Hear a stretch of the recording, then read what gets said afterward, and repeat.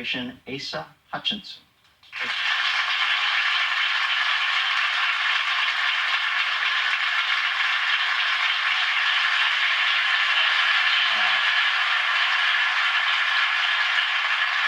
Well, first off, I should tell you that I appreciate you coming on because I think in the past, listen, I'm not a pro-drug person. I just think sometimes our solutions are a little simplistic. And I think it's a nice touch that you would even consider coming on a show like this, because I would think in the past certain shows like this would be thought to be a more aberrant forum. So I think it's a nice gesture that you would even come here. But now, let me tell you this. I've been canceled, and I'm not doing the research I used to. Are you pro or anti-drug?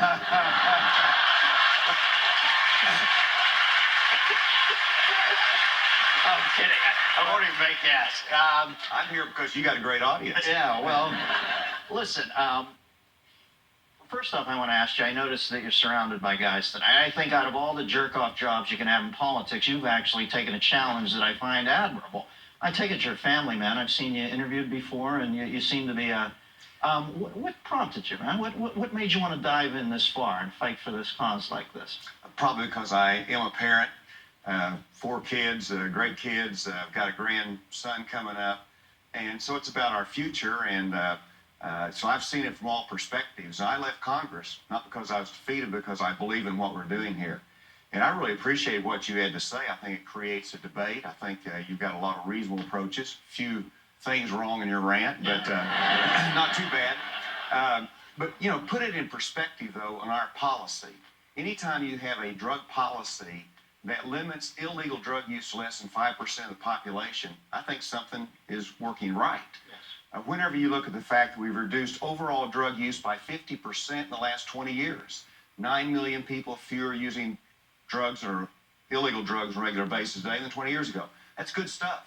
And so I think we're doing some things right, but we've got to look for those new ideas to help the young people through education. We're concentrating on that.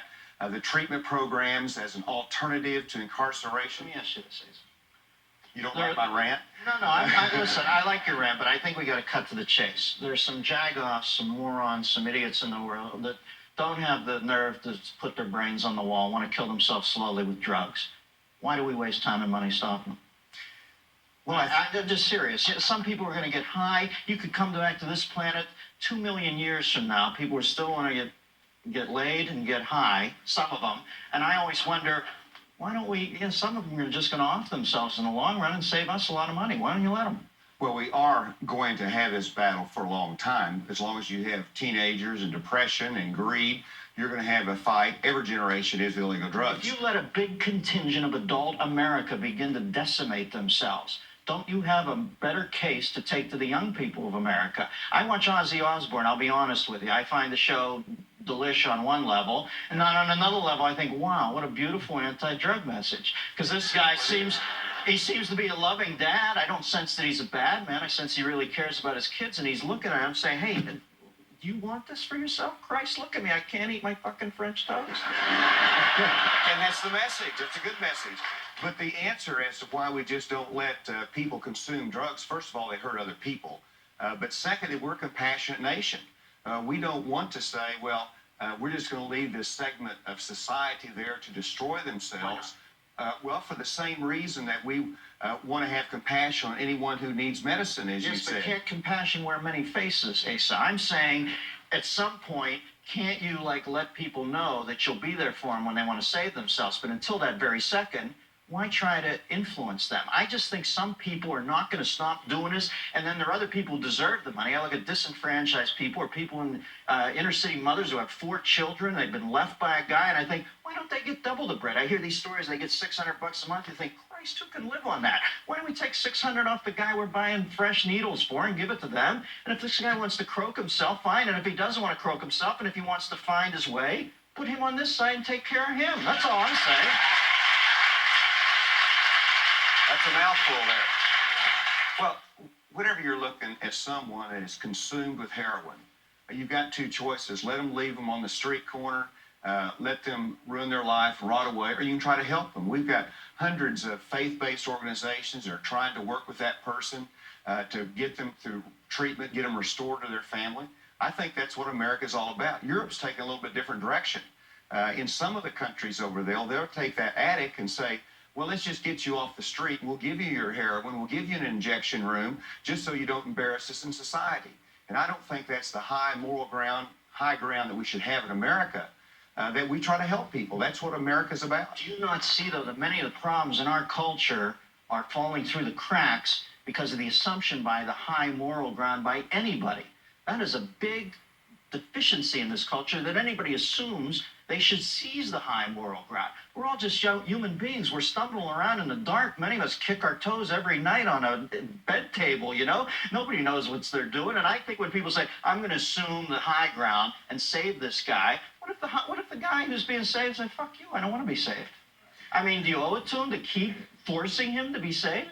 No, and obviously, if he rejects treatment, there's not a whole lot you can do with that. What about old people who need it for glaucoma and stuff like that? Do you believe in that, or do you think that compromises the whole system? I'm sorry to jump there, but I just got a 2-minute thing. Yeah, I had to pull a bat turn. They gave me the 2-minute thing. So, same compassion.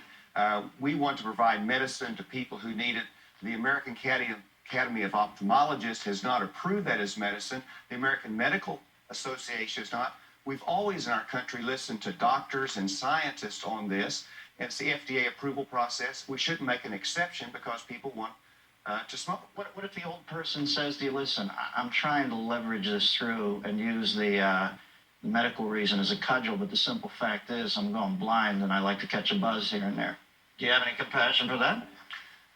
Well, I mean, what if they just say, my life's in the shitter. I'm like 75. I'm going to be blind soon, and I'd like to see some colors before I go. And that's where you have a lot of law enforcement discretion. That's why you don't have any of those type of people that are in jail. You have law enforcement. A little leeway. We let them slide once in a while. Let me ask you this. You got 4 kids. You have your public pronouncements, and you have to, in a way, be very stern there. But stern doesn't always work with kids. What are you telling your kids? Because I've got kids coming up, and I want them to be drug-free. And I'm wondering, what do you think is the best thing you can tell your kids about drugs?